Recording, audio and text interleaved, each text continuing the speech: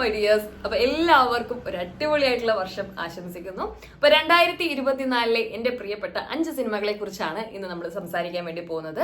മലയാള സിനിമകളാണ് നമ്മളെല്ലാം സെലക്ട് ചെയ്തിരിക്കുന്നത്. കാരണം 2024 എന്നുള്ള വർഷം മലയാള സിനിമയെ സംബന്ധിച്ചിടത്തോളം സ്വർണ്ണലിപികളിൽ എഴുതാൻ പറ്റുന്ന പോലത്തെ ഒരു വർഷമായിരുന്നു. നല്ല നല്ല സിനിമകളായിരുന്നു തിയേറ്ററിലുള്ള എല്ലാ ഇൻഡസ്ട്രീസും മലയാളത്തെ വളരെയധികം ശ്രദ്ധിക്കുകയും മലയാളത്തെ പറ്റി പുകഴ്ത്തി പറയുകയും ചെയ്ത ഒരു വർഷം.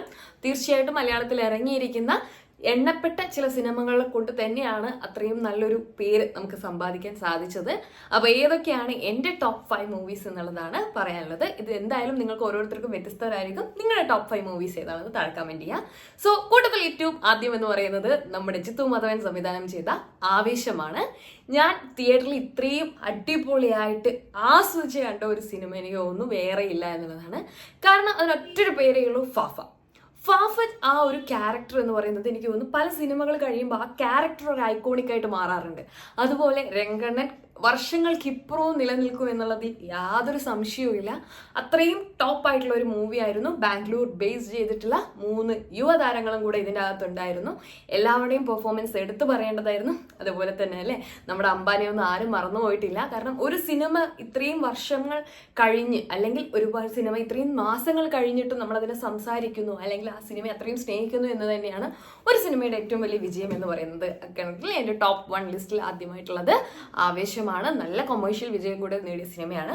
സെക്കൻഡ് എന്ന് പറയുന്നത് ഭ്രമയുഗം. ഞാൻ ആദ്യമായിട്ടാണ് മലയാളത്തിൽ ഒരു black and white movie release ചെയ്യുന്നത് കാണുന്നത്.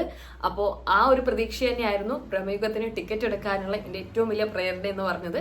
പക്ഷേ പിന്നീട് അതൊരു മമ്മൂട്ടി ചിത്രത്തിലേക്ക് മാറുകയായിരുന്നു. മമ്മൂട്ടി ചിത്രം എന്നുള്ളത് മാത്രമല്ല, മലയാളത്തിൽ എടുത്തു പറയാൻ പറ്റുന്ന രീതിയിൽ ക്വാളിറ്റി ഉള്ള ഒരു മൂവി കൂടിയായിരുന്നു ഭ്രമയുഗം എന്ന് പറയുന്നത്. മമ്മൂട്ടി എന്നുള്ള അമേസിങ് ആക്ടറിന്റെ ആ ഒരു ട്രാൻസ്ഫോർമേഷൻ, അദ്ദേഹം പുടുമൺ പൊറ്റിയായിട്ട് മാറിയിരിക്കുന്ന ആ ഒരു രൂപമാറ്റം നമ്മളെല്ലാവരും വിസ്മയകരമായി നോക്കി നിന്നൊരു വർഷവും കൂടി ആയിരുന്നു 2024. സോ മൈ സെക്കൻഡ് ടോപ്പ് ലിസ്റ്റിൽ ഉള്ളത് ഭ്രമയുഗമാണ്.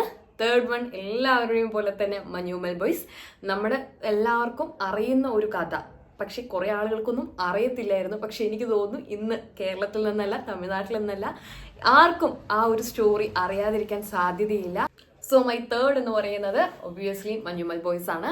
അപ്പൊ മഞ്ഞുമൽ ബോയ്സിന് ശേഷം 4ാമത്തെ ലിസ്റ്റിൽ വരുന്നത് മാർക്കോയാണ്. എനിക്കറിയില്ല എത്ര പേർക്ക് മാർക്കോയെ ഇത്തരത്തിൽ ഏറ്റവും പ്രധാനപ്പെട്ട സിനിമകളിലേക്ക് ഉൾക്കൊള്ളിക്കാൻ. മാർക്കോയെ ഞാൻ ഈ ലിസ്റ്റിൽ ഇടംപെടുത്തി എന്നതിന്റെ പ്രധാന കാരണം, മലയാളത്തിൽ എപ്പോഴും മലയാള സിനിമയെ നമ്മൾ നോക്കിക്കാണുമ്പോൾ നമുക്ക് അത്രയും വലിയ വാണിജ്യ സിനിമകളെ പുൾ ഓഫ് ചെയ്യാനുള്ള ഒരു കഴിവില്ലാത്തതായിട്ട് പല ഇൻഡസ്ട്രീസിൽ നിന്നും പറയുന്നതായിട്ട് എനിക്ക് തോന്നിയിട്ടുണ്ട്.